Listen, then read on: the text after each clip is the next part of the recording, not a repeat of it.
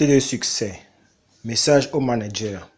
Chers managers, les gens qui sont autour de vous dans cette entreprise, dans cette aventure, ont plus besoin de vous que vous ne l'imaginez.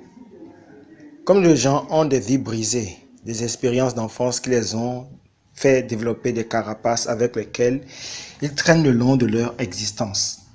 Combien ont dû apprendre à se protéger de leur entourage agressif, destructeur et qui aujourd'hui sont des adultes incapables de faire confiance facilement.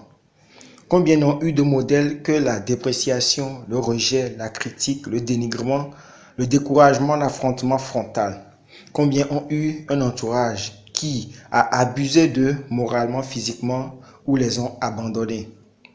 Beaucoup de collaborateurs que vous avez aujourd'hui dans vos entreprises et organisations sont des gens qui, même quand ils veulent bien faire, ont besoin d'abord d'être réparés. Le défi du management, justement, c'est le fait que vous attendiez la productivité, la performance, la concentration, l'engagement, la loyauté des gens qui ont d'abord besoin d'être rassurés, alors même que vous aussi, vous avez vos problèmes et ceux de la structure à gérer. Que faire alors ? Les managers simplistes disent que ce n'est pas leur rôle d'aider les collaborateurs sur le plan mental et émotionnel. Ils attendent que les gens fassent le travail sur eux-mêmes. Ils veulent le produit fini contre le salaire qu'ils sont prêts à payer. Les managers méthodiques, quant à eux, et qui sont clairvoyants, comprennent qu'ils n'ont pas le choix. Ils doivent travailler sur les collaborateurs et ils font ce travail sur le plan technique, sur le plan mental et émotionnel pour amener ceux-ci à devenir des produits qui leur conviennent. Seulement, c'est un risque, c'est de l'investissement, c'est de l'énergie, c'est de l'argent. Et là est leur mérite. Ils agissent avec de la confiance en l'avenir, prennent plus de risques. Ils complètent le travail des institutions publiques, des familles, des écoles, des universités, des institutions religieuses. Ils transforment les citoyens en de réels acteurs de développement puis de productivité.